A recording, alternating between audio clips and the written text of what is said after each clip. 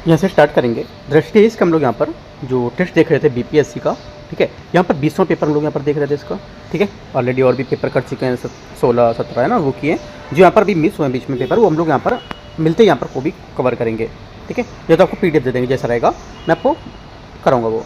तो यहाँ से अभी हम लोग पार्ट 1 देख चुके हैं इसका, करीब 75 क्वेश्चन के आसपास। और अभी इसके आगे से हम लोग आज स्टार्ट करेंगे और पूरा आज पेपर 20 खत्म हो जाएगा, ठीक है। आते स्टार्ट करते क्वेश्चन, देखते हैं जो पार्ट 1 के बाद से पार्ट 2 में जो स्टार्ट होंगे वहाँ से। हम लोगों ने 76 नंबर तक क्वेश्चन किए थे, अब करेंगे 77 नंबर क्वेश्चन से करेंगे यहाँ से। और 77 क्वेश्चन यहाँ पे क्या बोल रहा है, ये बोला है कि मस्तिष्क का निम्नलिखित में से कौन सा भाग पीयूष ग्रंथि द्वारा क्या करता है, स्रावित हार्मोन का नियंत्रण करता है। आंसर क्या होगा, आंसर हो जाएगा 77 का करेक्ट आंसर यहाँ से ये बी करेक्ट है, हाइपोथैलेमस इसका सही आंसर होगा, ठीक है। इसमें क्या आता है कि न्यूरो सेक्रेटरी कोशिकाओं के कई समूह भी शामिल होते हैं जो हाइपोथैलेमिक हार्मोन नामक हार्मोन का स्रावित करते हैं, स्राव करते हैं, राइट। और ये हार्मोन अन्य ग्रंथियों जैसे प्रणालियों, उनकी गतिविधियों, कार्यों का निर्देशन करना, उनकी पीयूष ग्रंथि को संकेत भी देते हैं। आगे आते क्वेश्चन नंबर 78 बोले अभिकथन है कारणार्थ। देखते हैं, यकृत मानव शरीर की सबसे बड़ी ग्रंथि है। पहला क्या होगा 78 का, पहली बात यहाँ से करेक्ट है, पहली बात एकदम सही है। सेकेंड, यकृत पित्तरस का स्राव करता है जो पित्ताशय नमक थैली में जमा होता है। सेकेंड बात यहाँ से ये भी करेक्ट है। क्या पूछ रहा है कि सही है या नहीं, तो दोनों बातें सही है, लेकिन इसकी व्याख्या नहीं कर रहा है। क्यों? क्योंकि यहाँ पर यकृत है, इसमें मानव की सबसे बड़ी जो ग्रंथि शरीर की बताया जा रहा है, और यहाँ पर बताया जा रहा है यकृत पित्त रस का स्राव करता है जो पित्ताशय नमक थैली में जमा होता है। यकृत की तो बात की जा रही है, लेकिन यहाँ पर ये बताया जा रहा है कि इसमें मानव शरीर की ग्रंथि के बारे में बता रहा है, और यहाँ पर ही बता रहा है जो उसकी पित्तरस का, वैसे ठीक होना चाहिए, गलत दिया है इन्होंने, देख लेते हैं।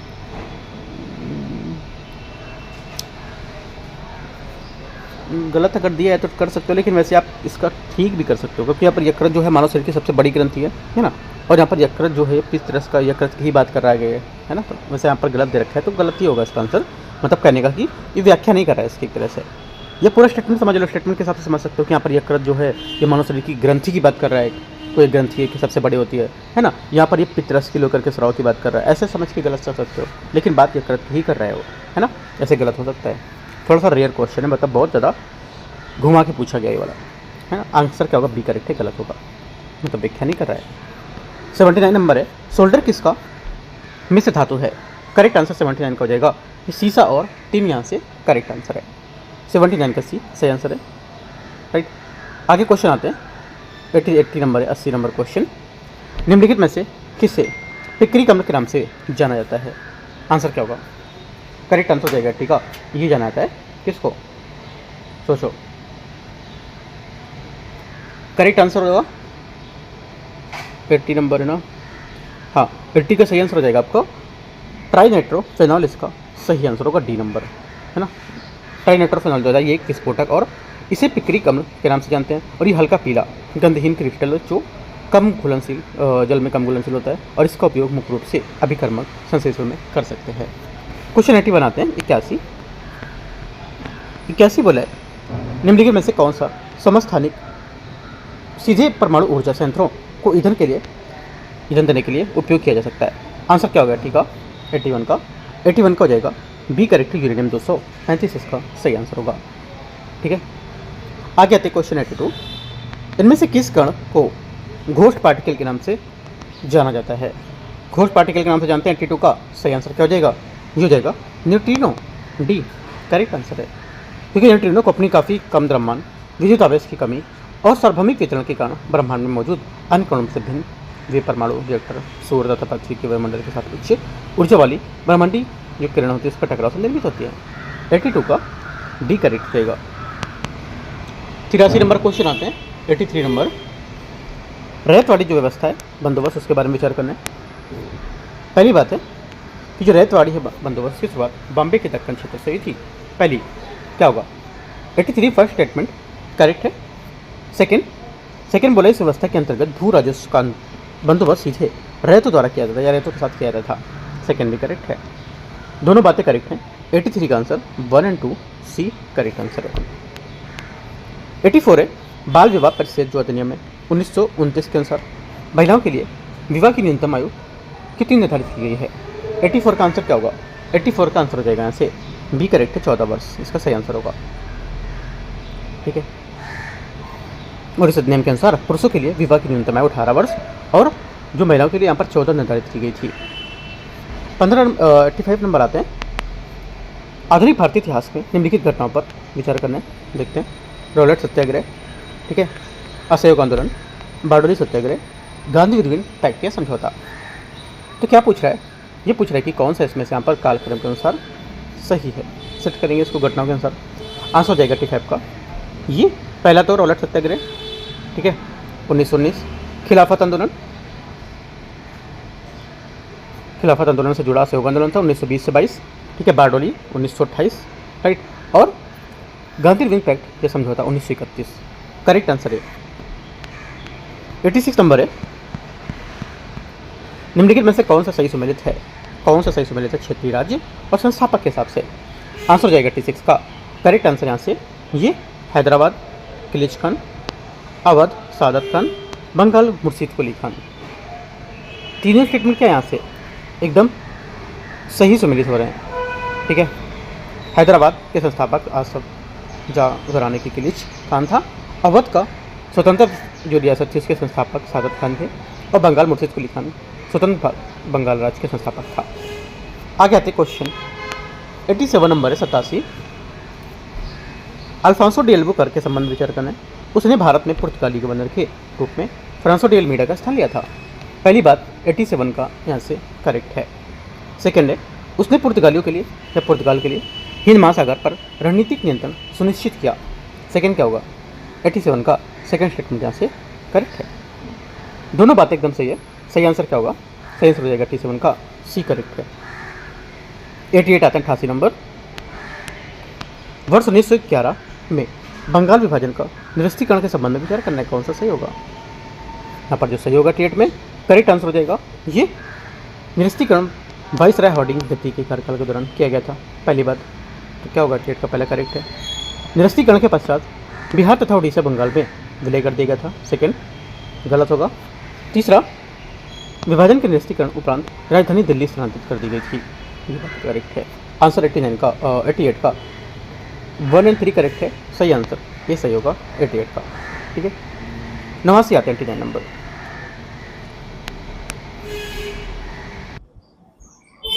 नंबर क्वेश्चन है। इसमें बोले 1916 में भारतीय राष्ट्रीय कांग्रेस के लखनऊ अधिवेशन के संबंध में विचार करने कौन सा सही होगा। 89 का आंसर हो जाएगा यहाँ से ये पहला बोला कि इस अधिवेशन की अध्यक्षता एसी मजूमदार ने की थी। पहला क्या होगा, पहली बात यहाँ से करेक्ट है। सेकेंड है ये अधिवेशन लगभग एक दशक बाद नरमपंथियों और गर्मपंथियों के पुनर्मिलन का प्रतीक था। सेकेंड बात क्या होगी, सेकेंड बात यहाँ से 89 का ये भी करेक्ट है, ये भी करेक्ट हो जाएगी। आंसर क्या होगा, आंसर हो जाएगा आपको यहाँ से सी करेक्ट है। क्वेश्चन नंबर 90 है 90 नंबर।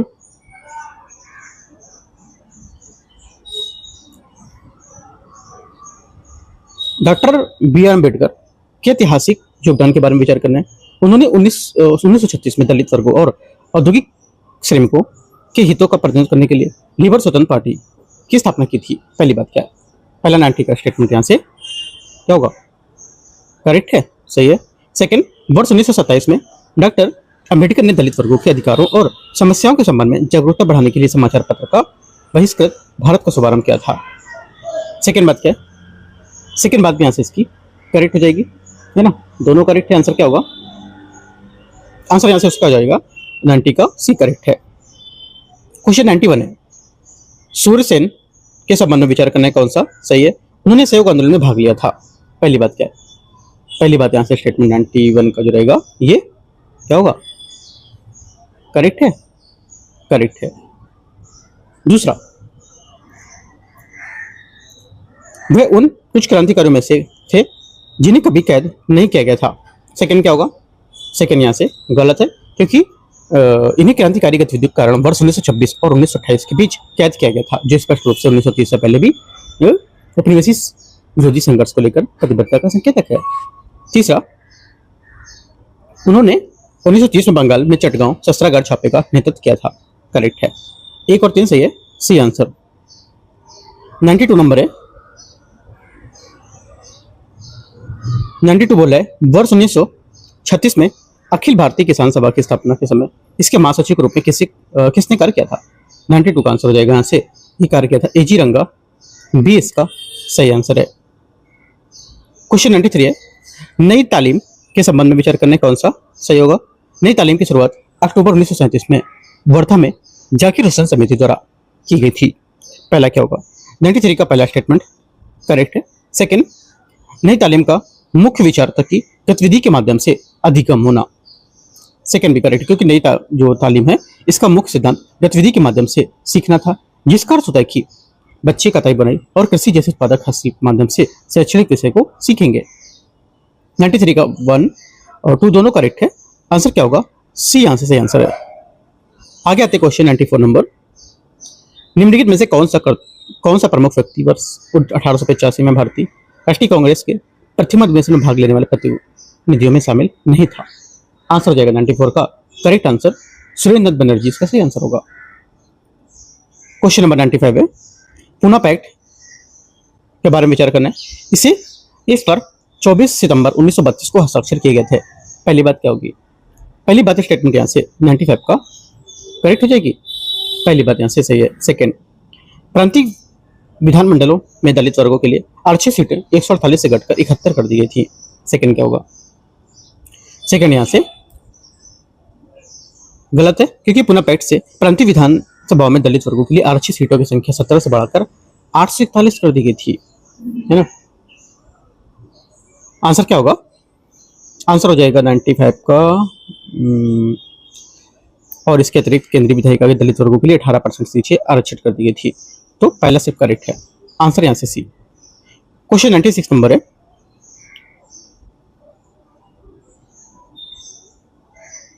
नंबर क्वेश्चन, इसमें बोला लॉर्ड रिपन के स्थानीय जो स्वशासन संकल्प था 1882 का, उसके बारे में बताना है। इसमें स्थानीय निकायों के अधिकांश सदस्य गैर सरकारी नॉन ऑफिशियल तथा अधिमानता निर्वाचित होने की सिफारिश की थी। 96 का क्या होगा? पहली बात स्टेटमेंट यहाँ से इसका करेक्ट है, एकदम सही है। सेकंड, इसने ये प्रस्ताव किया था कि इन स्थानीय निकायों की अध्यक्षता गैर सरकारी सदस्यों द्वारा की जाए तथा सरकारी हस्तक्षेप को न्यूनतम रखा जाए। सेकंड क्या होगा? सेकंड भी आंसर इसका करेक्ट होगा। दोनों बातें सही है। आंसर 96 का 1 और 2 सी करेक्ट आंसर है। 97 नंबर है। ब्रिटिश भारत में रैयतवाड़ी भू राजस्व व्यवस्था जो है उसके विकास मुख्यतः निम्नलिखित में से किन ब्रिटिश अधिकारियों द्वारा किया गया था? आंसर हो जाएगा 97 का करेक्ट आंसर। ये थॉमस मुनरो और अलेक्जेंडर रीड इसका 97 का सही आंसर है। ठीक है, इस व्यवस्था का विकास मुख्यतः थॉमस मुनरो और अलेक्जेंडर रीड द्वारा 19वीं शताब्दी में प्रारंभ में मद्रास प्रेसिडेंसी में किया गया था, और इस प्रणाली में जमींदारों जैसे मध्यस्थों की भूमिका समाप्त कर दी गई थी। 98 नंबर है। 98 बोले सुल्तान महमूद बेगड़ा की जीवनी राज विनोद के लेखक कौन थे? करेक्ट आंसर हो जाएगा 98 का। इसके लेखक थे कौन? उदयराज इसके लेखक थे। कौन था? उदयराज इसके लेखक थे। ठीक है, आगे आते हैं।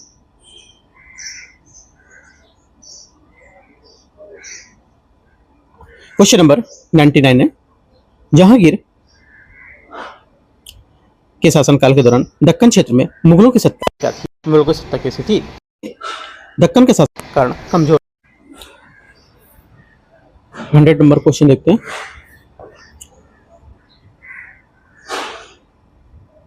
इसमें बोला कि निम्नलिखित में से कौन सा सही सम्मिलित है? सही सम्मिलित कौन सा है? 100 में देखते हैं। पहला हो जाएगा यहाँ से। ये बोला कि ददनी कारीगरों को कच्चा माल और व्यापारियों के लिए राशि की आपूर्ति होना। ठीक है, पहला क्या होगा 100 का? 100 में पहला स्टेटमेंट आपको यहाँ से करेक्ट हो जाएगा। सेकंड, कनकूत भूमि माप की फसल उत्पादकता पर आधारित राजस्व आकलन की एक विधि होती थी। सेकंड गलत हो जाएगा। साहूकार बैंक समझानी। कारवानी भूमि आकलन के लिए जिम्मेदार राजस्व अधिकारी होता था। तीसरा क्या होगा? तीसरा आंसर इसका गलत है। कारवां अधिकारी थे जो ग्रामीण क्षेत्र में बड़ी मात्रा में अनाज का परिवहन करते थे। सर्राफ के और बड़ी मात्रा में अनाज ट्रांसपोर्ट करने वाले व्यापारी गलत है, क्योंकि साहूकार बैंकर होते थे। आंसर क्या होगा? 1 सिर्फ करेक्ट है, ये आंसर होगा। 101 नंबर क्वेश्चन है, इसमें बोला भक्ति आंदोलन के संबंध में विचार करना है। देखते हैं इसको। पहली बात है कि अनेक भक्ति परंपराओं के तहत शिव, कृष्ण और देवी जैसे विभिन्न देवताओं को एक ही परम सत्ता विधिक रूप माना जाता है। पहला क्या होगा? पहला स्टेटमेंट यहाँ से 101 का जो रहेगा क्या होगा? करेक्ट है? सोचो क्या होगा? पहली बात यहाँ से इसका एकदम सही है। ठीक है। सेकेंड बात है, भक्ति संतों ने अभी व्यक्तिगत भक्ति की तुलना में यज्ञ, तीर्थ यात्रा और मूर्ति पूजा जैसी जो धार्मिक प्रथा थी उसको अधिक बल दिया था। सेकंड गलत है, क्योंकि यहाँ पर भक्ति भाव संतों ने यज्ञ, तीर्थ यात्रा, अनुष्ठानिक उपवास, पवित्र नदियों में स्नान अथवा मूर्ति पूजा जैसी जो धार्मिक प्रथा थी उस पर कम जोर दिया था। इसके स्थान पर उन्होंने ईश्वर के प्रति प्रेम, हृदय है ना, उसकी शुद्धता को लेकर यहाँ पर बताया था। वन सिर्फ करेक्ट है। आंसर यहाँ से 101 का ये बात करेक्ट हो जाएगी। आगे आते 102 नंबर है। इसमें बोला है कि दिल्ली सल्तनत के दौरान यहाँ पर जियाउद्दीन बर्नी ने राजनीतिक चिंतन में जवाबित शब्द का तात्पर्य क्या था? इनका जवाबित शब्द का तात्पर्य था कि सुल्तान द्वारा कुलीनों के परामर्श से बनाए गए राज कानून होते थे। ठीक है। शरियत से तात्पर्य उस इस्लामी धर्म कानून से था जो पैगंबर मोहम्मद और खलीफाओं की शिक्षा होता था, उनकी रीतियों पर आधारित था और आदर्श रूप में शासकों, कुलीन और प्रशासकों को यह अपेक्षा की जाती थी कि वे अपने निजी आचरण और राज की जो नीति होती थी उनके दोनों में ही कानून का पालन करें। आंसर हो जाएगा 102 का भी करेक्ट है। 103 नंबर आते हैं। 103 बोले दिल्ली सल्तनत के दौरान कृषि नीतियों के संबंध में विचार करना है। पहला, इसमें बोला कि फिरोज शाह तुगलक ने भू राजस्व नियंत्रण निर्धारित करने के लिए आधिकारिक रूप से निर्धारित उपज वफा ए फरमानी और आधिकारिक रूप से निर्धारित कीमतें निर्क ए फरमानी का उपयोग की शुरुआत की थी। पहली बात 103 का स्टेटमेंट यहाँ से गलत है, सही है? गलत है पहली बात, क्योंकि अब मोहम्मद बिन तुगलक के शासनकाल में वफा ए फरमानी और निर्क ए फरमानी पर आधारित था और ये आंकड़े वास्तविक उपज का उस समय के परिचित बाजार कीमतों पर आधारित नहीं थे। ठीक है। और अक्सर बड़ा चढ़ाकर दिखाए जाते थे। पहला गलत हो गया।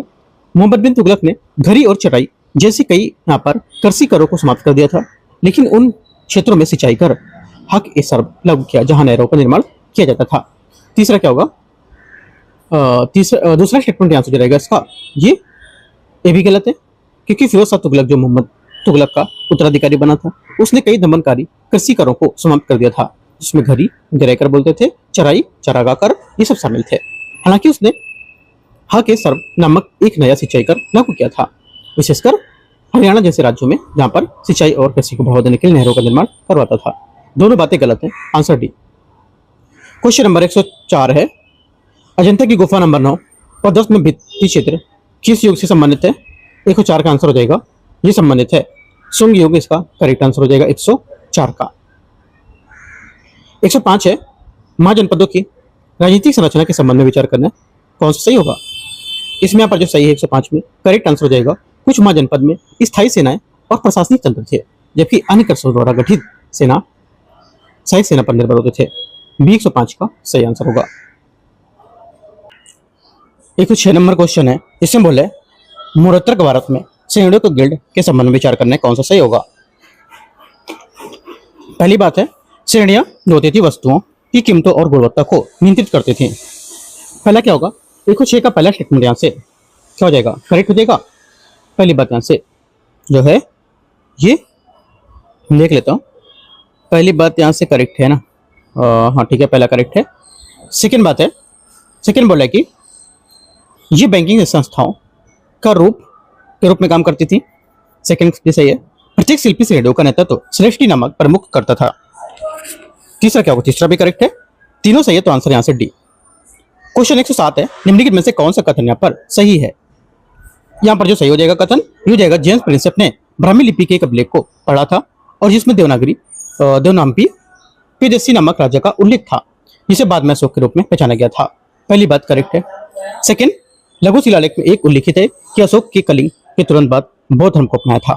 सेकेंड गलत है, क्योंकि अशोक ने कलिंग के युद्ध के तुरंत बाद बौद्ध ने अपनाया था और लघु शिलालेख फर्स्ट में उल्लिखित है कि वे 2.5 वर्षों तक उपासक थे और इससे सिद्ध होता है कि बौद्ध धर्म को अपनाना एक क्रमिक प्रक्रिया थी, ना कि तत्कालिक परिवर्तन। करेक्ट आंसर एक करेक्ट है, दूसरा गलत होगा। क्वेश्चन नंबर 108 है, अभिकथन है कारणार्थ। भारत अपनी सबसे लंबी अंतर्राष्ट्रीय स्थलीय सीमा चीन के साथ साझा करता है, इसके बाद पाकिस्तान का स्थान आता है। पहली बात 108 का स्टेटमेंट यहाँ से गलत है, ठीक है, पहला गलत हो क्योंकि बांग्लादेश के साथ होगी। सेकेंड बात बोला मैकमोहन रेखा, रेडक्लिफ रेखा क्रमशः भारत के पूर्वी क्षेत्र में चीन के साथ तथा पाकिस्तान के साथ सीमाओं का निर्धारण करता है। सेकेंड बात क्या होगी, सेकेंड बात यहाँ से करेक्ट है, आंसर बी करेक्ट हो जाएगा। 109 नंबर है, भारत के पूर्णतः आंतरिक स्थलरूप राज्यों के बारे में विचार करना है। भारत में ठीक 5 पूर्णतः आंतरिक स्थलरूप राज्य हैं। पहली बात 109 का स्टेटमेंट क्या होगा, करेक्ट हो जाएगा, सही है। सेकेंड है ये राज्य हरियाणा, मध्य प्रदेश, छत्तीसगढ़ तथा झारखंड, तेलंगाना है। सेकेंड बात भी सही हो जाएगा, ठीक है। ये राज्यों को सामरिक दृष्टि से भारत के पूर्णतः आंतरिक राज्य मानता है। अब पूर्णतः आंतरिक स्थलरूप राज्य कौन कौन से हो जाएंगे, Haryana, Madhya Pradesh, Chhattisgarh, Jharkhand, Telangana. 110 number question number 110, Indo Ganga Brahmaputra मैदान के बारे में कौन सा कथन सही है। इंडो गंगा ब्रह्मपुत्र के बारे में जो करेक्ट आंसर ये हो जाएगा, ये हिमालय नदी द्वारा निर्मित एक विस्तृत निक्षेपण मैदान होगा। सी यहां से करेक्ट आंसर है। क्वेश्चन 111 है, तराई क्षेत्र के संबंध में विचार करना है कौन सा सही होगा। तराई क्षेत्र एक दलदली और आर्द्र पट्टी तथा भागड़ क्षेत्र में दक्षिण में स्थित है। पहली बात 111 का करेक्ट हो जाएगा, गलत है क्योंकि तराई एक दलदली और आर्द्र पट्टी है जो हिमालय की तलहटी के साथ भाबर क्षेत्र में दक्षिण में स्थित है और ये सिंधु गंगा ब्रह्मपुत्र मैदान का भाग है। पहला गलत है। तराई क्षेत्र वनों का विकास के लिए अनुपयुक्त है। सेकेंड बात गलत है क्योंकि तराई पट्टी में दलदली भूमि, घने जंगल, समृद्ध जैव विविधता, उच्च वर्षा और उपजैव मृदा जैसी विशेषताएं मिलती है। दोनों बातें गलत है, आंसर डी। 112 है, जनगणना 2011 के अनुसार भारत में ग्रामीण जनसंख्या की प्रवृत्ति के संबंध में विचार करने। उत्तर प्रदेश के सभी राज्यों की तुलना में ग्रामीण जनसंख्या का प्रतिशत सबसे अधिक है। 12वें का पहला स्टेटमेंट क्या होगा, पहली बात यहां से करेक्ट है। पहला स्टेटमेंट यहां से इसका क्या होगा, करेक्ट होना चाहिए, नहीं गलत है पहला, क्योंकि देखो सबसे अधिक ग्रामीण जनसंख्या वाले प्रतिशत राज्य हिमाचल प्रदेश करीब 90% ग्रामीण में निवास करती है, बिहार 88%, असम 85%, उत्तर प्रदेश में 77.7%, लगभग 78 मान सकते हो। आंसर क्या होगा, 112 का डी करेक्ट है। डी मतलब पहला गलत है और दूसरा भी यहाँ से इसका क्या हो जाएगा, गलत हो जाएगा, क्योंकि यहाँ पर सिक्किम सभी राज्यों की तुलना में सबसे अधिक ग्रामीण जनसंख्या कम नहीं होगी। कहाँ पर है, ये जो सबसे कम है ये आपका गोवा में है ना। आंसर क्या होगा, 112 का डी कोई यहाँ पर सही नहीं है। 113 नंबर है, भारत के प्रायद्वीपीय पठार की भूगर्भिक उत्पत्ति और संरचना के संबंध में विचार करने। पहली बात है, ये भारतीय उपमहाद्वीप का सबसे पुराना और सबसे स्थिर भूभाग है जो प्राचीन गोंडवाना लैंड का ढाल का एक अलग भाग होगा। 113 का पहला स्टेटमेंट करेक्ट है। सेकंड है, यह पठार अत्यधिक ऊंची युवा वलित पर्वत प्रणाली और गहन घाटी प्रणाली की विशेषता बताता है। सेकंड बात यहां से क्या होगी, गलत हो जाएगी, ओनली वन करेक्ट है, आंसर 113 का डी। 114 नंबर है, बृहद हिमालय श्रेणी के निम्नलिखित में से पर्वत श्रेणियों की चोटियों को पश्चिम से पूर्व की ओर सही क्रम में व्यवस्थित करेंगे तो आंसर क्या होगा, आंसर हो जाएगा यहां से ये नंदा देवी, ठीक है, और धौलागिरी, माउंट एवरेस्ट और चौथा कंचनजंगा। 1 3 2 4 114 का सी करेक्ट है। 115 नंबर है, दक्कन के पठार के संबंध में विचार करना है कौन सा सही होगा। इसका समानता पूर्व से पश्चिम की ओर ढलान है। 115 का पहला स्टेटमेंट क्या होगा, पहला स्टेटमेंट यहां से इसका गलत हो जाएगा, हाँ पहला गलत, क्योंकि दक्कन का पठार लहरदार उच्च भूमियां, विस्तृत घाटियां, गोलाकार पहाड़ी, इससे समानता जो पश्चिम से पूर्व की ओर ढलान होगा, ठीक है, पहला गलत है। पठार से निकलने वाली अधिकांश प्रायद्वीपीय नदियां पूर्व की ओर बहती हैं, ये बात करेक्ट है, ओनली 2 सही है, आंसर बी। क्वेश्चन नंबर 116 है, पोषण स्तरों के माध्यम से प्रवाह की दिशा में संबंध में कौन सा कथन सही होगा। ऊर्जा का पारिस्थितिक पिरामिड हमेशा सीधा होता है और किसी भी प्राकृतिक परिस्थिति का में कभी भी उल्टा नहीं हो सकता है। 116 का पहला स्टेटमेंट क्या होगा, पहला स्टेटमेंट यहां से करेक्ट है। सेकंड है, आधारभूत स्तर पर उपलब्ध ऊर्जा की मात्रा हमेशा सबसे कम होती है और प्रत्येक क्रम में कुछ स्तर पर यह सब बढ़नी ही चाहिए। सेकंड गलत होगी क्योंकि ये कभी भी उल्टा नहीं हो सकता, क्योंकि प्रत्येक पोषण स्तर ऊर्जा उत्तरोत्तर घटती जाती है। ओनली 1 करेक्ट है, ये आंसर होगा। 117 नंबर है, निम्नलिखित में से कौन सी प्रणालियां वैश्विक कार्बन सिंक के रूप में प्रभाव में काम करेंगी या प्रभावी ढंग से काम करती हैं। आंसर 117 हो जाएगा करेक्ट। क्या ये हो जाएगा पहला गहन समुद्री जो महासागरीय बेसिन है वो, उसके बाद विशाल आबादित पीठभूमियां और सघन उष्णकटिबंधीय वर्षावन। सक्रिय ज्वालामुखी इसमें नहीं होगा। 117 का सी। 118 है निम्नलिखित में से कौन सी कीस्टोन प्रजाति के उत्कृष्ट एग्जाम्पल है। कीस्टोन प्रजाति के उत्कृष्ट एग्जाम्पल है जो 118 का क्या हो जाएगा, ये हो जाएगा समुद्री बिलाव द्वारा सी अर्चन का शिकार करना और स्टारफिश द्वारा मल्सस का शिकार करना। 1 इसका करेक्ट आंसर होगा ए नंबर। 119 नंबर है अभिकथन है कारणार। वन पारिस्थितिक तंत्र में संख्याओं का पिरामिड उल्टा होता है। पहली बात 119 का क्या होगा, 119 का पहला स्टेटमेंट यहां से करेक्ट होगा, पहला यहां से इसका सही है। सेकंड बोला है कुछ बड़े वृक्ष उच्च पोषी स्तरों पर असंख्य शाकाहारी परजीवी और परतजीवी का आश्रय देते हैं। सेकंड क्या होगा, सेकंड यहां से जो है आर, ये भी सही होगा, ये भी सही है ना। आंसर क्या होगा, देखो आंसर जो है 19 का यू जाएगा आपका, दोनों सही है, उसकी व्याख्या भी करता है। 120 नंबर है इनमें से कौन सा सही ढंग से सम्मिलित है, कौन सा सही ढंग से सम्मिलित है। 120 का आंसर हो जाएगा यहां से नील नदी का उद्गम इथियोपिया करेक्ट है। नील नदी का अंतिम डेल्टा प्रवाह मिस्र करेक्ट है। श्वेत नील नदी नदियों का संगम स्थल सूडान करेक्ट है। और अगला है श्वेत नील नदी का उद्गम दक्षिण सूडान, ये गलत हो जाएगा क्योंकि इसका जो उद्गम है नील नदी का उद्गम इथियोपिया की ताना झील से होता है। नील नदी की प्रणाली अधिकांश उपजाऊ गाद और बाढ़ के मैदान की आपूर्ति करती है और सूडान के खार्तूम में ब्लू नील श्वेत नील से मिलती है। ठीक है, आंसर क्या होगा 1 2 3 करेक्ट है। क्वेश्चन नंबर 121 है कौन से यहाँ पर इसमें मिलान कर रहा है सही, वैश्विक झील और स्थान के हिसाब से। 121 का जो आंसर हो जाएगा ये हो जाएगा यहाँ से लेक तुलारे संयुक्त राज्य अमेरिका है ना, उसके बाद लेक ओनेगा रूस, लेक मराकाइबो क्या होगा one Venezuela, lake Titicaca Peru. Correct answer 121 का हो जाएगा आपका क्या, 121 का ए करेक्ट है। 122 नंबर है भूमध्य सागरीय जलवायु की विशेषताओं के संबंध में विचार करना है। ये जलवायु क्षेत्र के अत्यंत विशिष्ट है क्योंकि यहाँ गर्म शुष्क गर्मियां और हल्की वाली सर्द होती हैं। 122 का पहला स्टेटमेंट यहाँ से क्या होगा, करेक्ट है। यह आमतौर पर दोनों गोलार्धों में गोलार्धों में महाद्वीपों के पूर्वी किनारों पर पाया जाता है। सेकंड गलत है क्योंकि ये जलवायु मुख्य रूप से दोनों गोलार्धों में 30 से 45 अक्षांशों के बीच महाद्वीपों के पश्चिमी किनारों पर पाया जाता है। पहला सही दूसरा गलत है, आंसर 1। 123 नंबर है निम्नलिखित में से कौन सा देश पूरी तरह से भू अवबद्ध है।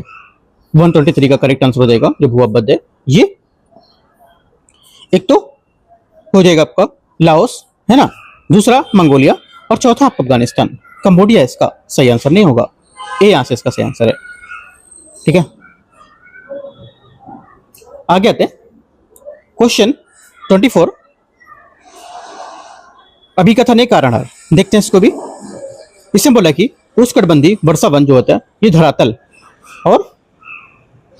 का जो आमतौर पर अंधकार में होता है वहां काफी कम घास के और घने हो जाते हैं।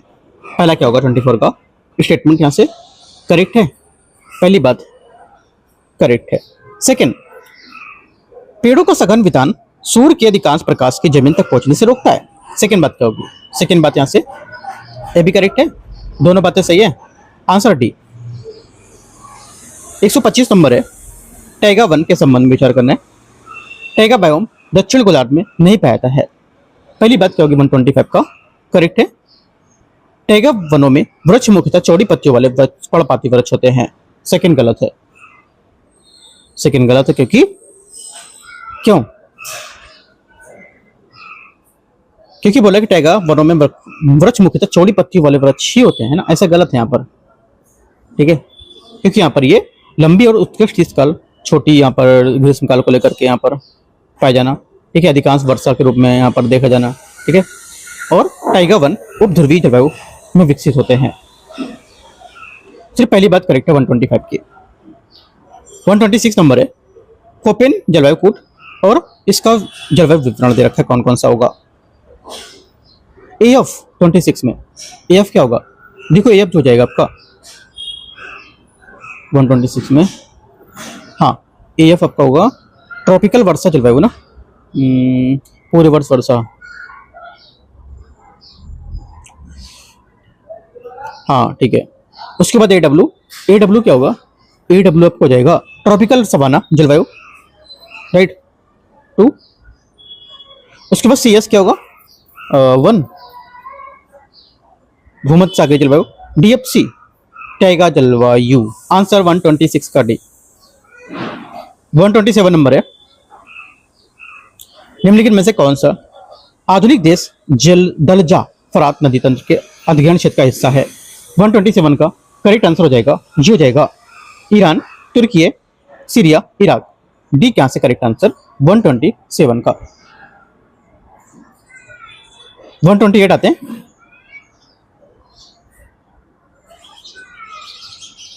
128 नंबर है,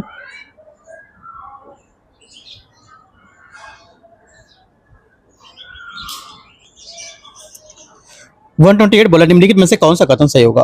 1773 का रेगुलेटिंग एक्ट ने बंगाल के गवर्नर जनरल का पद सृजन किया था। 28 का पहला स्टेटमेंट क्या होगा, पहला स्टेटमेंट यहाँ से करेक्ट है। सेकंड, 1813 के चार्टर एक्ट ने चाय और चीन के साथ व्यापार को छोड़कर भारत के साथ व्यापार पर ईस्ट इंडिया कंपनी को एकाधिकार को समाप्त कर दिया था। सेकंड बात क्या होगी, सेकंड बात यहाँ से भी करेक्ट है, दोनों करेक्ट है, आंसर सी। 129 नंबर है 129, निम्नलिखित में से कौन सा कथन सही होगा। 129 में प्रारूप समिति की अध्यक्षता डॉक्टर बी आर अम्बेडकर ने की थी, पहली बात यहाँ से करेक्ट है। सेकंड है, संघ संविधान समिति का अध्यक्षता जवाहरलाल नेहरू ने की थी, सेकंड में सही है। प्रांतीय संविधान समिति की अध्यक्षता सरदार वल्लभ भाई पटेल ने की थी, तीसरा भी सही है। तीनों करेक्ट है। 129 का 1 2 3 डी। 130 नंबर 130, अभिकथन कारणार्थ भारत की संविधान सभा सार्वभौमिक वयस्क मताधिकार सिद्धांत पर आधारित नहीं थी। 130 का पहला करेक्ट है। सेकंड है, संविधान सभा के कुछ सदस्य प्रांतीय विधानसभाओं द्वारा प्रत्यक्ष रूप से निर्वाचित किया जाते, सेकंड भी करेक्ट है, दोनों सही है, उसकी व्याख्या भी करता है। 131 है, भारतीय संविधान की प्रस्तावना में दिए गए पर निम्नलिखित शब्दों को उसी क्रम में व्यवस्थित करना है जिस क्रम में वे आते हैं। आंसर क्या होगा, 31 का सही आंसर हो जाएगा यहाँ से, ये संप्रभु, समाजवादी, अंतरनिरपेक्ष, लोकतांत्रिक और गणराज्य। 5 1 4 2 3, 131 का ए करेक्ट है। 132 है, ग्रिड यहां दे रखा है और इसका अर्थ क्या होगा देखते हैं। बंदी प्रत्यक्षीकरण क्या होगा, बंदी प्रत्यक्षीकरण जो हो जाएगा आपका, ये क्या होगा, बंदी प्रत्यक्षीकरण को प्रस्तुत करना, ठीक है। परमादेश होगा आदेश देना। प्रतिषेध क्या होगा, एक तरह से निषेध रोकना। उत्प्रेषण प्रमाणित होना। करेक्ट आंसर 32 का है। 33 आते हैं, भारतीय संविधान में इनमें से कौन सा परिवर्तनों को सही इनका कालक्रम होगा बताना है। 33 में सही कालक्रम हो जाएगा, बोला है कि यहाँ पर नवसृजित, क्या बोला है, नवसृजित भाग 4A के तहत मूल कर्तव्यों का समावेशन करना, ठीक है, पहला सीरियल से आएगा। उसके बाद क्या आएगा, संपत्ति के अधिकार को मूल अधिकार से हटाना, कानूनी अधिकार में बदलना। उसके बाद 6 से 14 वर्ष के बच्चों को लेकर के, और उसके बाद आपका चौथा स्टेटमेंट आएगा कि अनुच्छेद 15(5) को लागू करना ताकि राज्य के निजी शिक्षण संस्थान सामाजिक और शैक्षणिक रूप से पिछड़े वर्गों के लिए प्रावधान कर सके। तो सब सीरियल से लगे हैं 1 2 3 4, आंसर यहाँ से करेक्ट है। बैकग्राउंड में थोड़ा सा बारिश हो रही है ना, तो आपको मैनेज करना थोड़ा सा, ठीक है, वॉइस आ रही होगी। आगे आते हैं 25 नहीं 134। 134 है, राज्यसभा के सदस्य के बारे में विचार करने संबंध में कौन सही नहीं है। राज्यसभा राज्यों का प्रतिनिधित्व करती है, पहली बात क्या होगी। 34 का पहला स्टेटमेंट यहाँ से करेक्ट है, इसके सदस्यों का चुनाव अप्रत्यक्ष रूप से होता है, सेकंड बात करेक्ट है। राज्यसभा के सभी सदस्य निर्वाचित होते हैं, गलत है, क्योंकि राज्यसभा के सभी सदस्य निर्वाचित नहीं किए जाते हैं, वे 12 सदस्यों को राष्ट्रपति द्वारा साहित्य, विज्ञान, कला इसको लेकर के मनोनीत करता है। राज्यसभा का चुनाव अनुपातिक प्रतिनिधित्व के आधार पर होता है, सही है। 1 2 4 करेक्ट आंसर ए, गलत पूछा है इसलिए ए। 35 नंबर है, भारतीय संविधान के बारे में बताना है कौन सा सही सुमेलित नहीं कर रहा है अनुसूची विषय के बारे में। सही सुमेलित नहीं है, ये हो जाएगा चतुर्थ अनुसूची कौन सी, संघराज संबंध, और एक तृतीय अनुसूची राष्ट्रपति उपराष्ट्रपति के शपथ का प्रतिज्ञान।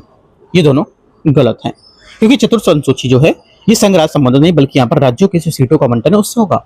और तृतीय अनुसूची में शपथ प्रतिज्ञान शामिल है, किंतु राष्ट्रपति उपराष्ट्रपति शपथ नहीं है। 3-4 गलत है। ठीक,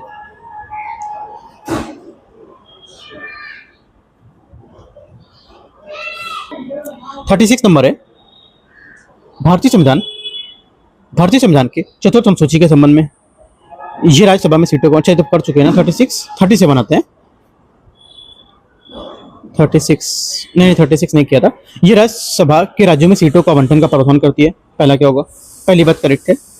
इसमें दिल्ली और पांडुचेरी की राज्यसभा का प्रतिनिधित्व निर्दिष्ट होता है। सेकंड क्या होगा, सेकंड यहां से, ये भी करेक्ट है, दोनों सही है। आगे क्वेश्चन है 37,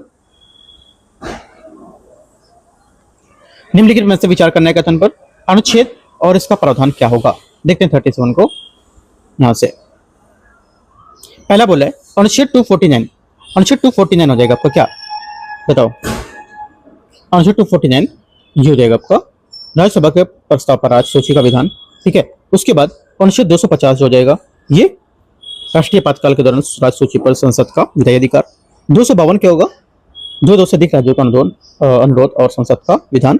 और अनुच्छेद 253 अंतर्राष्ट्रीय समझौतों के क्रियान्वयन हेतु विधान।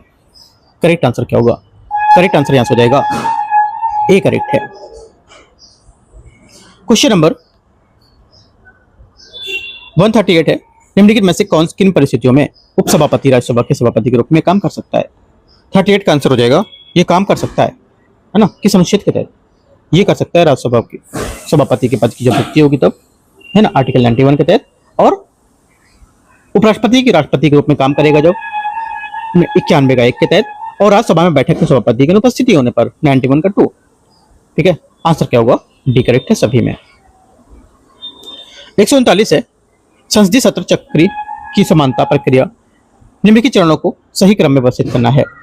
39 का आंसर हो जाएगा राष्ट्रपति द्वारा सदन को आहूत करना। ठीक है, उसके बाद वर्ष के प्रथम सत्र के आरंभ में राष्ट्रपति का विशेष अभिभाषण 2-3, उसके बाद 4 अनिश्चितकालीन स्थगन और एक पहला सदन का सत्रावसान। ये करेक्ट है। 40 नंबर है, भारतीय संसद में विनियोग विधेयक के संबंध में विचार करना है। संसद द्वारा विनियोग विधेयक पारित होने और राष्ट्रपति की सहमति प्राप्त होने तक सरकार भारत की संचित निधि से कोई भी धनराशि आहरित नहीं कर सकती है। 40 का पहला स्टेटमेंट यहाँ से करेक्ट हो जाएगा। सेकंड, विनियोग विधेयक के समय पर पारित करने हेतु नए वित्तीय वर्ष पूर्व इसे लोकसभा और राज्यसभा दोनों के साथ प्रस्तुत किया जाता है। सेकंड बात गलत है। क्यों गलत है सेकंड? देखो सेकंड इसलिए गलत है क्योंकि राज्यसभा केवल संशोधन की सिफारिश कर सकता है और बाध्यकारी इसके लिए नहीं बताएगा, ये है ना, किसके लिए बाध्यकारी है ये बात गलत हो जाएगी। पहली बात इसकी करेक्ट है। 41 आते हैं, उस सेट का चयन करना है जो संख्या उसी प्रकार संबंधित जैसे कि 54, 81, 54 से हैं। आंसर 41 को जाएगा, सी करेक्ट है। यहाँ से मैं इनके रीजनिंग के और मैथ का सिर्फ आपको आंसर बताऊंगा, आपको यहाँ से प्रैक्टिस खुद से करना है। ठीक है, आगे आते क्वेश्चन 142 है, उस विकल्प का चयन करना है जो पांचवें अक्षर समूह से उसी प्रकार संबंधित है जिसे दूसरा अक्षर समूह से पहले और चौथा से तीसरे से। 42 का सही आंसर ए करेक्ट है, JTGHO। 143, यदि 9 अगस्त 2029 को गुरुवार है, 12 अगस्त 2030 को कौन सा दिन होगा, या कौन सा सप्ताह का कौन सा दिन होगा 12 अगस्त को। 43 का आंसर हो जाएगा, कैलेंडर से आप इसको कर सकते हो, डी करेक्ट है। आगे आते क्वेश्चन 144, उस विकल्प का चयन करना है जो तीसरे शब्द से उसी प्रकार संबंधित है जो पहले शब्द से संबंधित होगा। 44 का आंसर ए करेक्ट है, पाचन। 44 बाएं से दिए गए पक्ष में आधार पर सही विकल्प कौन सा होगा। अष्टकोण 8 हो गया, तो अगला क्या होगा, 9 भुज 9 हो जाएगा। ठीक है, आगे क्वेश्चन है 146 नंबर, एक म्यूजियम गाइड आपातकालीन निकास अभ्यास कर रहा था। वह मेन हॉल में शुरू करता है और 30 मीटर पूर्व चलता है और फिर बाएं मुड़ता है, 20 मीटर चलता है, उसके बाद वह दाएं मुड़ता है फिर से इतना चलता है। तो यहाँ पर अंतर किस दिशा में अपना मुंह किए हुए वो 46 का आंसर हो जाएगा, ये किए हुए उत्तर की ओर। 47 है, आरेख में कितनी कॉफी आलू नहीं है, कितने कॉफी आलू नहीं है। 47 का आंसर हो जाएगा डी करेक्ट है। 17 आगे आते क्वेश्चन 48 है, यदि 14 @ 3 @ 2 इक्वल 10, 18 @ 2 @ 4 इक्वल 8, तो 20 @ 3 @ 8 का मान क्या होगा? करेक्ट आंसर 148 का हो जाएगा 13। आगे आते क्वेश्चन 149 नंबर। 149 है, एक वेयर हाउस मैनेजर 7 अंक की पैकेज कोड इतने इतने की समीक्षा कर रहा है और क्रमबद्ध करने के बाद सभी अंकों को बाएं से दाएं के क्रम में व्यवस्थित कर रहा है। इस पुनर्व्यवस्था के बारे में मूल अंक कितना बनता है? आंसर हो जाएगा 49 का। Correct answer C 2। एक निश्चित कुछ भाषा में डॉन को 66, लिटॉन को 77 लिखता है, उसी कुछ भाषा में टी आउट को कैसे लिखा जाएगा? 50 का सही आंसर 143 करेक्ट आंसर होगा। तो इस टाइप से यहाँ पर 150 क्वेश्चन पूरे हो गए, ठीक है। और यहाँ से जो दृष्टि का पेपर था आपका ये फिनिश हो गया है ना, टेस्ट नंबर 20। और जो भी मेरे पास बचा हुआ 21, 22, 23, 24 जो भी बचे हैं हम लोग करेंगे, और जो पहले के भी बचे हुए हैं वो सब भी हम लोग यहाँ पर धीमे धीमे कवर करते रहेंगे। और क्या करना है आपको, जो टॉपिक यहाँ पर है टॉपिक को डीप जाके अच्छे से कवर करते रहना है। और अपने चैनल ज्वाइन करना यूपीएससी नॉलेज टेक, वहाँ पर मैंने आंसर राइटिंग भी करा है, आंसर राइटिंग भी आप कुछ टाइम बाद कर सकते हो स्टार्ट, ठीक है। एकदम फ्री है, कोई चार्जेस आपको नहीं देना है ना, कुछ पे नहीं करना है। आप आंसर राइटिंग एकदम स्टार्टिंग से सीख सकते हो। मैंने 3 क्लासेस कराई भी हैं, देखना तो आप देख सकते हो, 25 से 30 मिनट की क्लासेस है वो, है ना। तो उसमें 3 से 4 आंसर मैंने आपको सिखाए कैसे कैसे आंसर को लिखते हैं एकदम स्टार्टिंग से, ठीक है। वो भी देख सकते हो, लिंक आपको टेलीग्राम पे भी होगा और यूट्यूब पे भी है, सर्च करोगे तो आंसर राइटिंग बाई सेव करके या फिर answer writing UPSC knowledge track तो मिलेगा आपको, ठीक है। एंड करते हैं यहाँ से। All the best, thank you.